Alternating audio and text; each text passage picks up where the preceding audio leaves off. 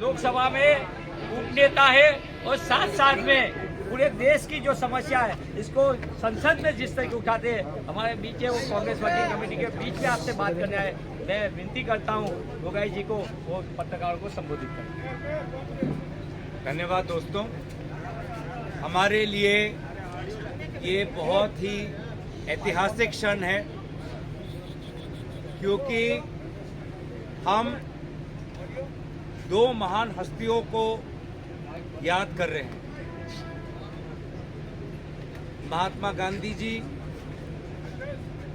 जिनको कांग्रेस दल के अध्यक्षता की जिम्मेवारी लेते हुए 100 वर्ष संपूर्ण हुए, और साथ ही साथ सरदार वल्लभ भाई पटेल जी को हम याद करते हैं, क्योंकि इस वर्ष उनकी 150वीं जन्म जयंती की ये ऐतिहासिक ये वर्ष है। और इन दोनों महान हस्तियों को याद करते हुए उन दोनों में हमारे भारत माता के प्रति जो देशभक्ति थी, उस देशभक्ति को आज हम याद कर रहे हैं। और ये हमारा राष्ट्रवाद है, जिसकी नींव हमारे स्वतंत्रता संग्राम में गांधी जी, सरदार पटेल जी और उनके जैसे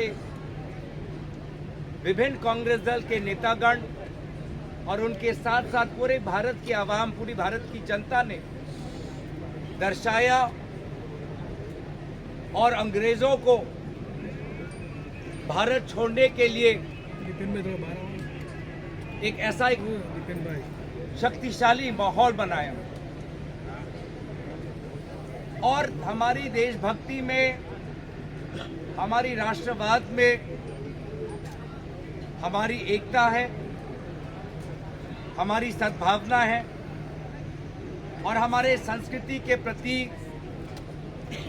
दायबद्धता है, कर्तव्य है, जिम्मेवारी है।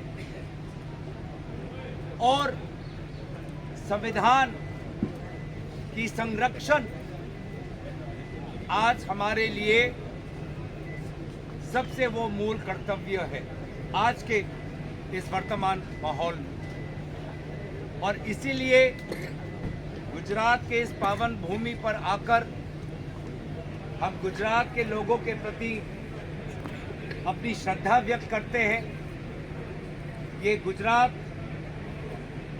देशभक्ति की भूमि है, पवित्र सोमनाथ मंदिर की ये भूमि है।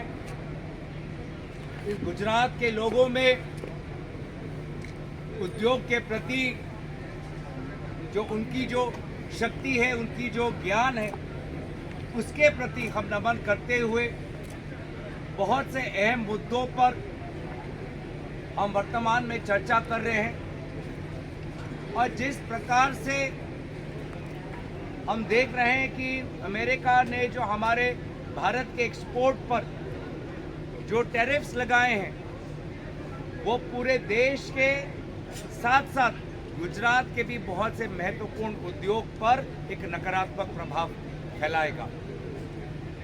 और उसको लेकर हम तो अपना चिंता व्यक्त कर रहे हैं। उसको लेकर हम चाहते हैं कि भारत सरकार हमारे राष्ट्र के उद्योग के लिए और मजबूती से अमेरिका के सरकार के साथ संवाद करे, लेकिन चुप्पी के बजाय हमें कुछ नहीं दिखता। ये टैरिफ्स हमारे छोटे छोटे लघु और मध्यम वर्ग पर एक बहुत ही नकारात्मक प्रभाव डालने वाला है। और मुझे अफसोस है कि गुजरात से आए हुए हमारे प्रधानमंत्री,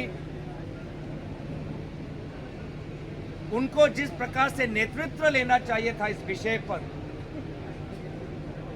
वो किस कारण मजबूर है, वो किस कारण मौन है, हमें नहीं पता। और बजाय हमारे छोटे उद्योग, किसान को बचाने के बजाय उसके विपरीत ये सरकार पिछले रात को हमारे गरीब और मध्यम वर्ग पर गैस सिलेंडर का दाम 50 रुपए बढ़ाकर उन्होंने और हमारा जीना और मुश्किल कर दिया। पेट्रोल और डीजल के प्राइसेस में जो गिरावट हुई है, ये सरकार साफ साफ मना करती है कि कोई राहत आम ग्राहक के पास जाए। तो ये किस प्रकार का अर्थव्यवस्था, किस प्रकार की अर्थनीति,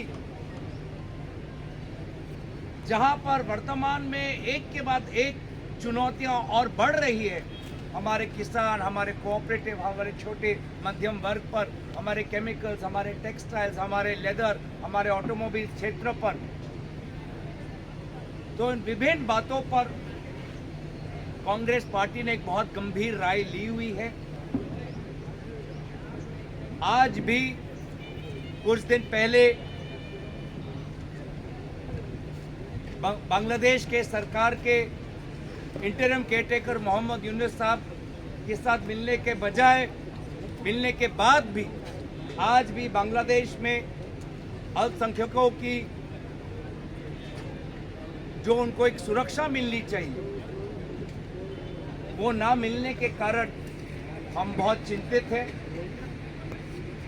और जो सरकार जो अपने आप को विश्वगुरु और जो सरकार कहती है कि प्रधानमंत्री के कारण विश्व